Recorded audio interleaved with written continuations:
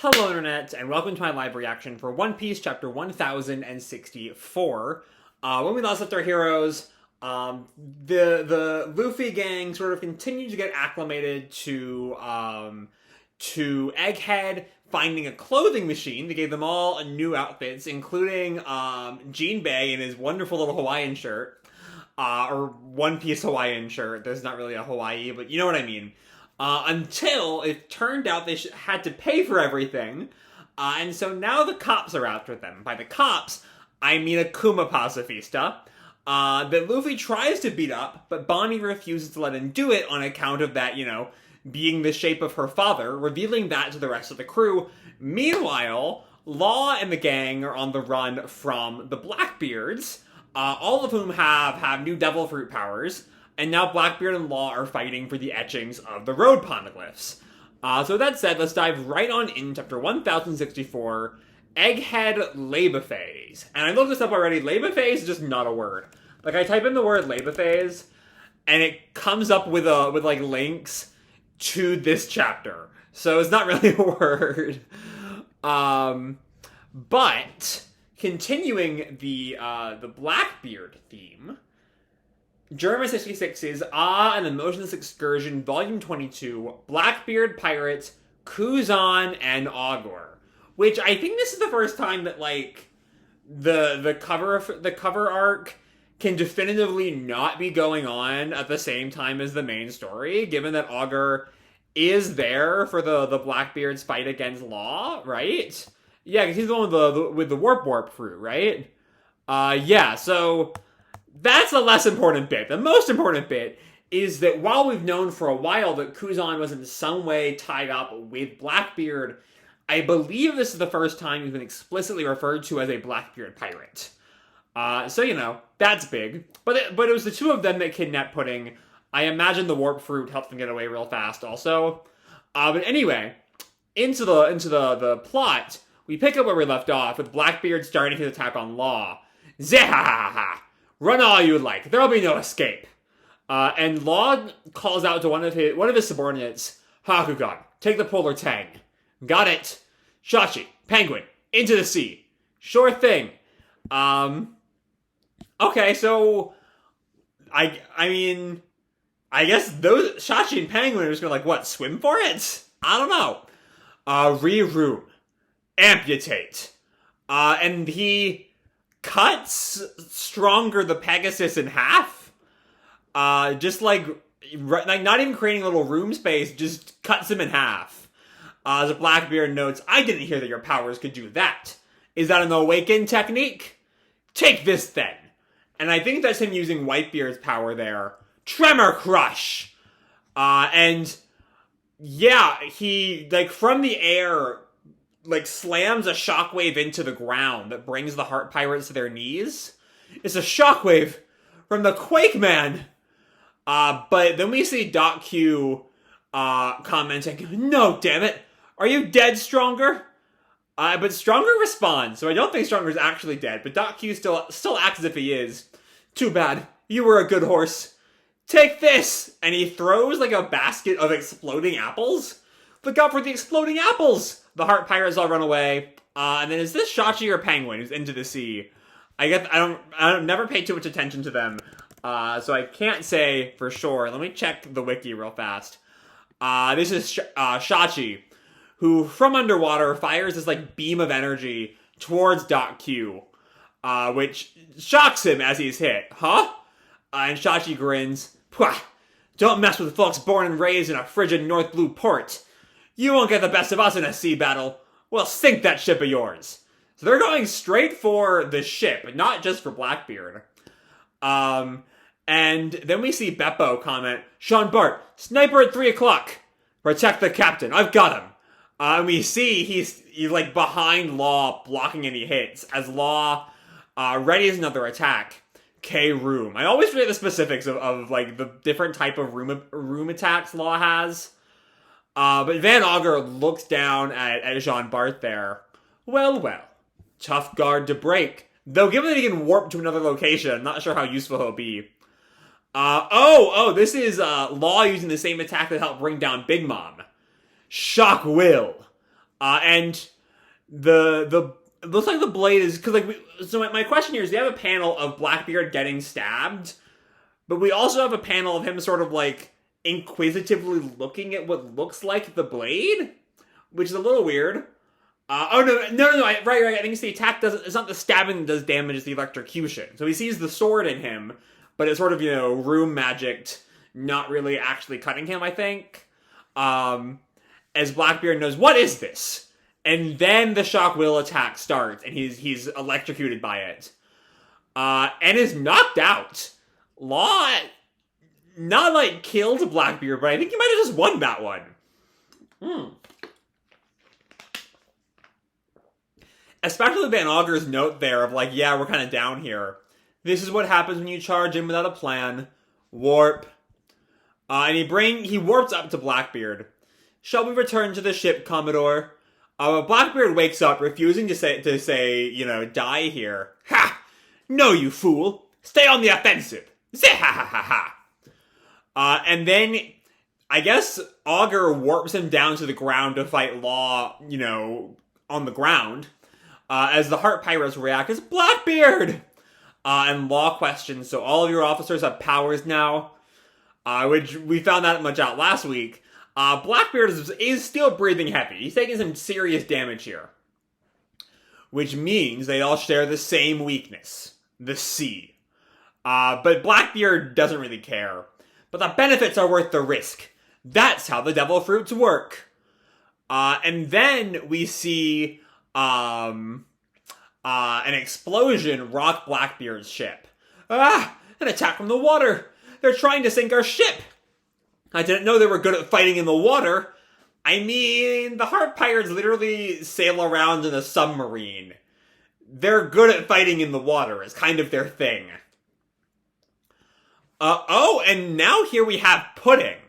Pudding in prison, literally directly tying into our cover story. We're experiencing a little attack-related turbulence, but it'll pass soon. Our Commodore is the greatest. And Pudding notes, if Mama is still alive, you won't be talking like that much longer. So that's kind of the first moment we've had since Wano to posit that Big Mom might still be alive. And, like you were saying at the time, like I still sort of agree now, I don't think we're done with Big Mom. Kaido, yes, I don't think Kaido's really coming back, at least in a meaningful way. Maybe he's not dead, he is a One Piece villain, he might get some cover story at some point. But Big Mom I still think is around. My question is, I don't quite remember the exact, I remember at the very least, Pudding was pro Sanji at the very least, by the end of Whole Cake, if not, and maybe even the Straw Hats as a whole. It's been a long time since I read Whole Cake. I don't remember if she was as a result of that became particularly anti-Big Mom. I know Katakuri still stayed pro Big Mom while having respect for Luffy in the end. But Pudding was a bit more than respect, actual appreciation for them. But also she might have still stayed loyal to Big Mom at the same time. I don't quite remember. Anyway. But of course the Blackbeards don't believe Big Mom's alive. Yeah. Well, the guy we're fighting now is the one who killed Big Mom. How is a new era supposed to get going if all the old legends are still kicking around? Speaking of, getting back to the battle, there we go. We're seeing, Law's trying another one of those, what was the attack name? The Will Shock thing? That he used earlier? Shock Will. But Blackbeard holds it off with that Quake attack. Shocking Law. As Blackbeard calls out his attack name, Black Vortex. And then we cut to, so now we cut to Marine HQ, as Sakazuki is getting an update, about the battle. At Winter Island in the New World, Blackbeard the Emperor has made contact with Trafalgar Law. And Sakazuki complains, and here I am once again, waiting for a fight to conclude. Nobody told me that being Fleet Admiral would be so frustrating. And then we cut back to Egghead. Meanwhile, on Future Island Egghead. We're just gonna leave that there for now. Hopefully not for too much longer, though I do know that we're off next week. But hopefully it will not be that long until we, like, get back to the Law and Blackbeard stuff. Because that's the real, thing I'm on the edge of my seat about right now. Anyway, we see the pacifistas just sort of, like, chilling, and someone comments, looks like the pacifista came to a screeching halt. Oh, right, that's kind of the nature of Bonney's, devil fruit abilities, the aging thing. We sort of saw that with her at the beginning of the arc. And so she's changed the ages of everyone. Luffy and Chopper are both old now. And Jinbei's like a punk 10-year-old is sort of the vibe he gives off. But Luffy complains, Luffy aged 70. Anyway, Bonney, couldn't you have picked a better age to disguise me as? Plus, I get how you feel, but it ain't really him. If you can't let me beat those ones up, we're gonna be in danger. But Chopper defends her. Be nice, Luffy. Sorry, Bonney. It's just that we've been through some bad experiences with pacifistas. Yeah, quite a number of bad experiences. And Jinbei notes the original was a human, and this is a clone of him. It makes sense that he'd have family. Which, the line there, so the original was a human, kind of implies to me that that's new information to Jinbei, which feels a little weird to me.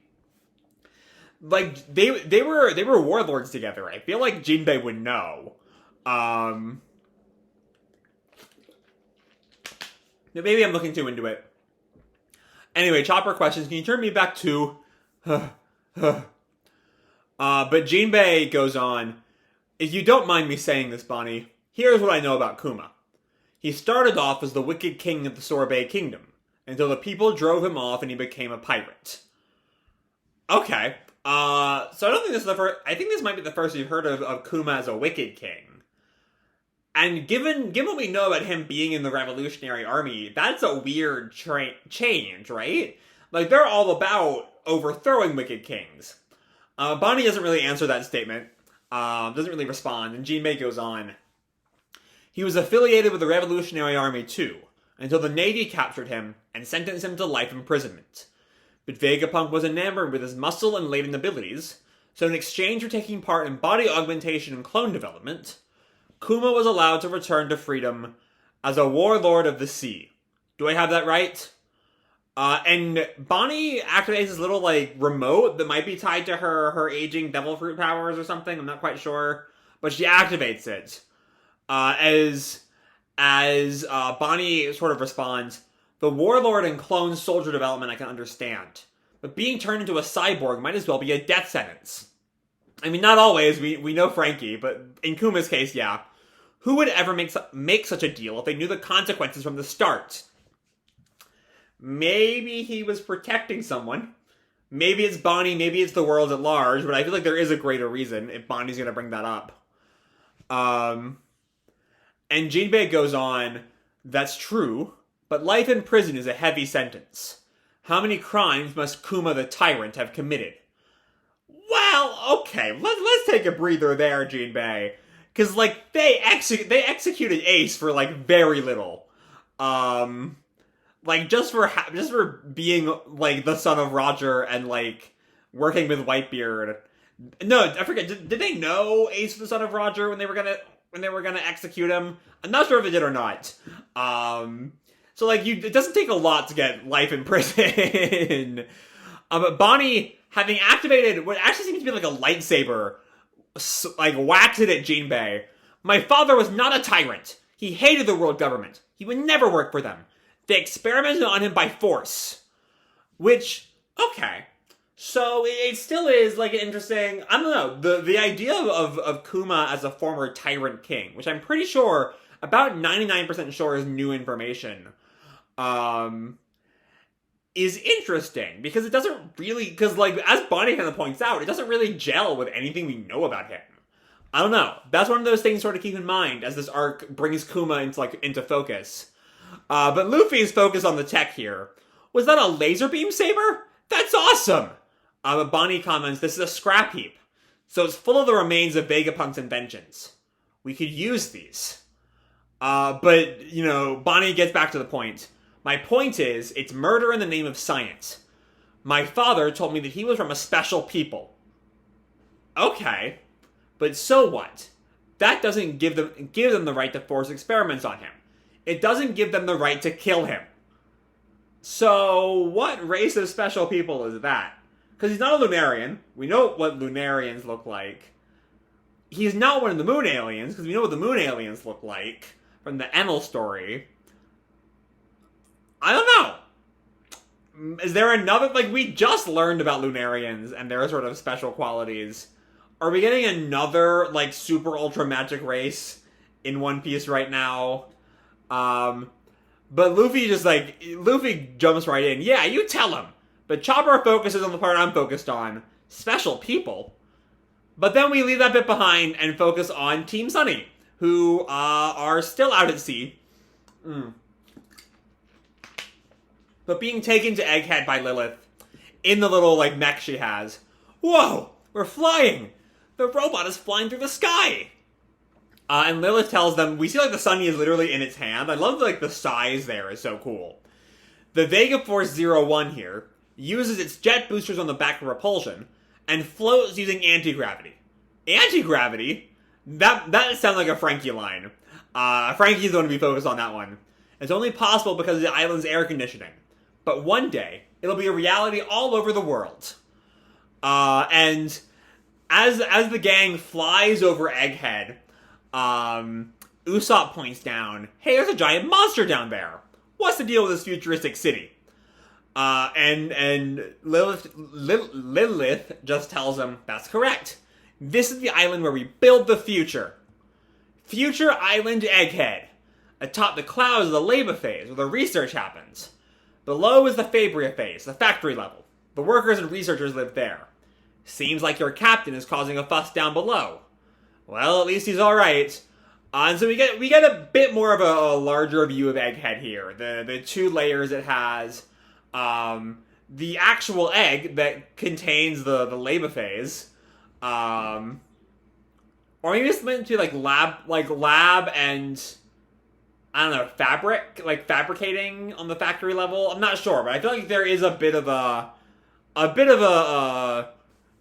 something going on, some bit of wordplay there, because I don't think Fabria phase is a word either. Let me look that up real fast. No, it is, once again, only sending me links to discussions of this chapter. Anyway, I'm not sure who responds to Lilith's note about Luffy about, well, at least he's alright. But that's a very Straw Hat response. And then they land, and they call out to Zoro and Brook, who I guess aren't coming with them. Aren't you coming, Zoro? And Brook? But Zoro tells them, I'm on ship watch. And Brook, me too. I don't trust that woman anyway. Because, Zoro is not exactly the trusting type. But the rest of the group is celebrating on the ground of Egghead. Usopp, they're jumping up and down. Whoa! The ground is Sky Island? Okay. So that's a bit of a Sky Island. Which, if this is the sort of... I forget where I started here, I don't know, for some reason, not just from the Lunarians, but also from, this arc in particular, the idea that this might be the point we're getting back to the moon stuff. Oh, it's because, in some way, all of the names of the Vegapunk forms are moon-based. Not in, ways you would expect, and, a lot of them are not, your first choice would be the moon. Lilith is not something you'd initially take from the moon, or Pythagoras, or Edison. But they apparently are names of craters on the moon. And given the moon in his initial appearance is tied to a Skypiea villain, is my point. The Skypiea villain, I should say. That's all sort of coming together, is my thought. There is a lot of stuff here that feels like it's kind of clicking into place. Anyway, but Frankie, who never went to the sky, notes, is that what this is? First time for me. What is this stuff? And Lilith fucking words, Lilith tells them, yes, well deduced. By perfectly controlling the island's air systems, we can modify the density of pyrobloin and moisture in the condensation nuclei, thus recreating the island clouds and sea clouds from Sky Islands. I'm assuming this is Usopp taking offense to the deduction line. We didn't deduce all that. And then we see them at the lab phase, at the entrance to the research lab. This is the entrance to the lab. And Frankie runs up at it. It's bold! You'll have to change into research suits before you enter. The Trancos is just at the side. That's the changing area. Which is what Luffy and the gang were in earlier. Stick your feet in the Dom shoes, the fucking shoes in last chapter, and push the lever down yourself. They'll shrink down to fit any foot. All of that, okay, honestly, the lengths I would go to for magically fitting shoes, you know, my size 15 fucking feet. Get me some magic fitting shoes. They'll shrink down to fit any foot. And someone comments, they look heavy. But then they're all dressed up and ready to go. Whoa! And like, we see all of them. Nami and Robin could use a little more to wear. Usopp's in this fucking, like, onesie thing with a coat on it. I don't know what the fuck is going on with Frankie. And, Sanji, of all people, is pulling the Jinbei role here in the Hawaiian shirt. But Nami looks down, whoa! No, that might be Usopp's line. Whoa! These future suits got me so hyped! Nami comments, it's so light and cute. Well, of course yours is light, Nami. You're barely wearing anything. But anyway. And Sanji complains, my top, blah, blah, blah, blah, blah, blah, blah. What? Where do my words go? Where do my ability to, like, string words together go? Sometimes it completely flies out the door. My top just looks like an Aloha shirt. Which, I commented that with Jinbei. But Aloha is an exclusively Hawaiian word. And so if Aloha is a word that Sanji knows, is there One Piece Hawaii? That's the question to ask. But Sanji stops his belly aching. But it's all okay, because Nami and Robin look so good! And Nami notes, I've never seen fashion like this before. And Usopp comments to Robin, nice outfit, Robin. You look tough. I do. And she's so happy for that. She's so, like, the little fist pump there is so good. And Frankie asks, what about me? And Sanji just like bitches at him. You look like a perv in any outfit. Stop it. You're making me blush. Good old Frankie. And then we see Vegapunk, or not really see him. We see, I think this is Shaka, saying, being a genius means being able to see even what your own future means being able to see even what your own future contains. What do you mean, Vegapunk? He's on the Dendenmushi with someone, not sure who. I suspect that my death is imminent. Stop telling bad jokes, they're not funny. So I wanted you to hear me out. Dragon. To be continued. Okay. So, Dragon. One more thing all coming together at Egghead. Honestly, if I hadn't been convinced for, like, the entire series you would have an Elbaf arc at some point, I might think that, like, Egghead is maybe the last arc before Laugh Tale. I don't really think it will be, but there's so many pieces all coming to Egghead. You know, there's CP0 on the way, there's Helmeppo wanting to get a Seraphim to go after Kobe and Blackbeard, tying the Blackbeard law stuff over here.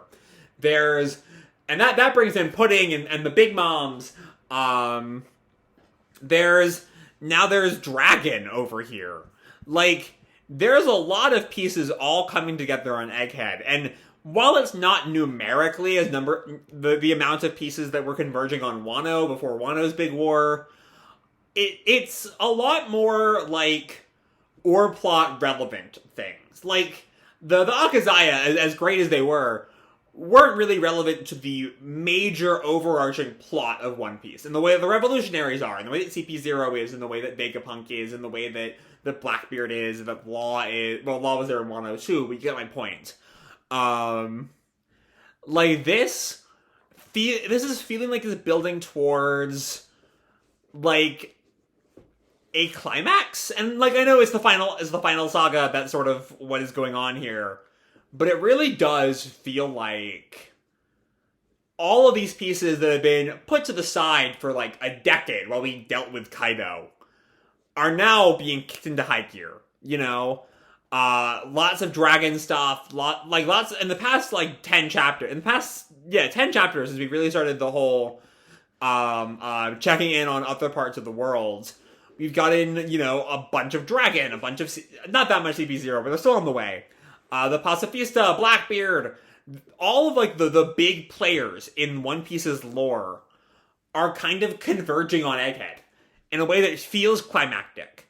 In a way that feels like this is sort of the moment that the series has been building up towards for all these many, many years. And it's the sort of thing that I can't wait to see. But we'll deal with that when we deal with that next time. We're off next week, so the next chapter is November the 6th. But yeah, the Blackbeard Law stuff is good. There's not a lot of really, like, looking at it right now, there's not a whole lot of things to really dive into there, just seeing a good fight. That hopefully when the anime gets to it is as bombastic as they've been doing with Wano. The more interesting thing from there, I don't know, is the inclusion of pudding. Like, we're still not quite sure what they want with pudding. Maybe some, don't the Three Eyes have, like, future sight powers? So it's probably tied in with that. But, you know, Law is still going at it with Blackbeard. Hopefully that won't be hidden for too long.